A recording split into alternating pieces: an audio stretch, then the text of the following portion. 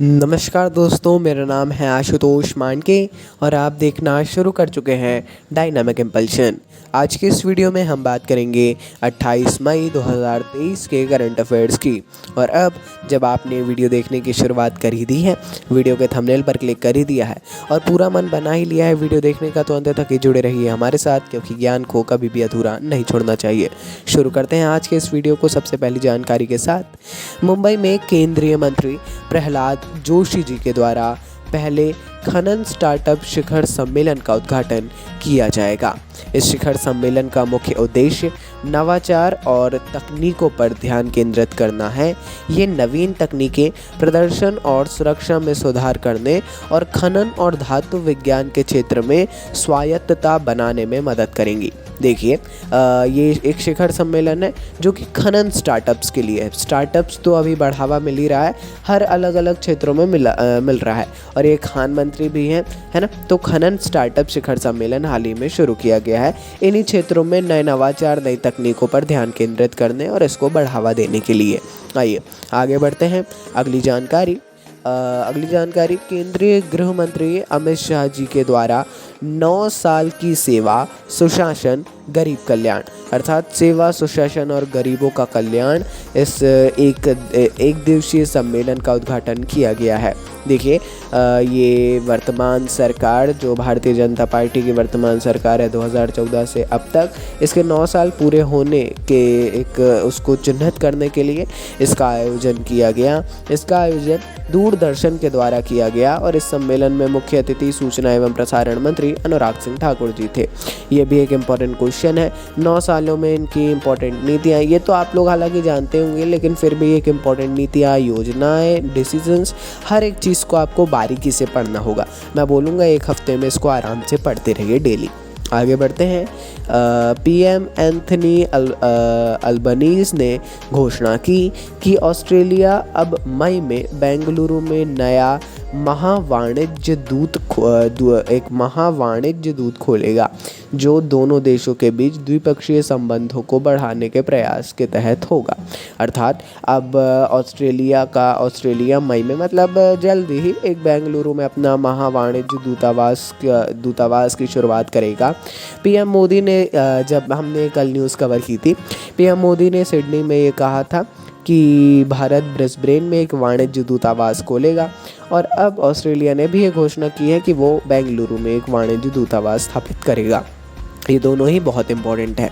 आइए आगे बढ़ते हैं। अगली जानकारी, केंद्रीय कार्मिक लोक शिकायत पेंशन राज्य मंत्री डॉक्टर जितेंद्र सिंह जी ने इंडिया डिफेंस कॉन्क्लेव 2023 को संबोधित किया है। भारत रक्षा कॉन्क्लेव 2023 का आयोजन ईटी गवर्नमेंट द्वारा नई दिल्ली में किया गया।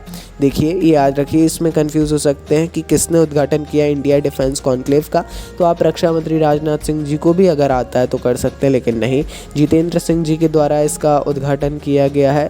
माफ़ कीजिए, उद्घाटन नहीं, संबोधित किया है उन्होंने। और ब्रह्मोस और मिधानी इसके सह मेज़बान भागीदार थे, ये दोनों मिसाइल्स। और कॉन्क्लेव का विषय था एरोस्पेस और रक्षा के क्षेत्र में आत्मनिर्भरता को बढ़ावा देना। अच्छी बात है, ये विषय वस्तु था और क्वेश्चन भी इम्पॉर्टेंट ही बन सकता है इससे। आइए आगे बढ़ते हैं अगली जानकारी की ओर। केंद्र सरकार ने डिजिटल फसल सर्वेक्षण करने के लिए असम, गुजरात, मध्य प्रदेश, ओडिशा, राजस्थान और उत्तर प्रदेश के साथ एक समझौते पर हस्ताक्षर किए हैं।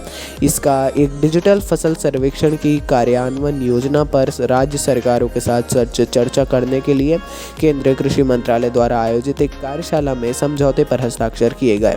अब ये सारे राज्य और केंद्र सरकार मिलकर डिजिटल फसल सर्वेक्षण को और ज़्यादा आगे बढ़ाएंगे, इसमें नई चीज़ों को ऐड करेंगे और ज़्यादा जो कुछ हो सकेगा इन समझौते के अंतर्गत ही ये राज्य करेंगे।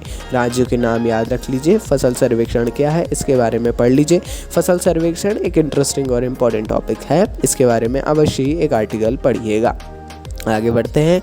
अगली जानकारी, चीता ट्रांसलोकेशन प्रोजेक्ट की समीक्षा और निगरानी के लिए ग्लोबल टाइगर फोरम के महासचिव डॉक्टर राजेश गोपाल की अध्यक्षता में 11 सदस्यीय कमेटी का गठन किया गया है। एक समिति का गठन किया गया है। आप सभी जानते हैं, अभी अलग अलग देशों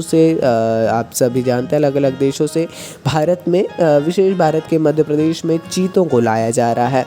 अब लेकिन इसके 3 शावकों की मौत के बाद सरकार ये एक कमेटी का गठन कर रही है, जिसकी अध्यक्षता ग्लोबल टाइगर फोरम के महासचिव राजेश गोपाल करेंगे। ये सब चेक करेंगे और इसमें अंतर्राष्ट्रीय चीता विशेषज्ञों का 4 सदस्यीय परामर्श पैनल भी शामिल होगा। बहुत ही अच्छी बात है और क्वेश्चन बहुत ही इम्पोर्टेंट है। आगे बढ़ते हैं। भारतीय स्वतंत्रता सेनानी वीर सावरकर जयंती 28 मई को मनाई जाती है। आप सभी लोग जानते होंगे कि आज वीर सावरकर जी की जयंती है। विनायक दामोदर सावरकर, जिन्हें स्वतंत्र वीर सावरकर के नाम से भी जाना जाता है, ये एक भारतीय स्वतंत्रता सेनानी, राजनीतिज्ञ, कार्यकर्ता और लेखक थे। आज पूरे देश में इसको बहुत ही हर्षोल्लास के साथ मनाया जा रहा है। नो कमेंट्स, है ना। चलिए, बाकी एक पर्सनल आप अपना ओपिनियन यदि देना चाह रहे हैं तो आप प्लीज़ दे सकते हैं। हम इनवाइट करते हैं बिल्कुल आपके ओपिनियन को। तो चलिए दोस्तों, ये थी आज की इस वीडियो की अंतिम जानकारी।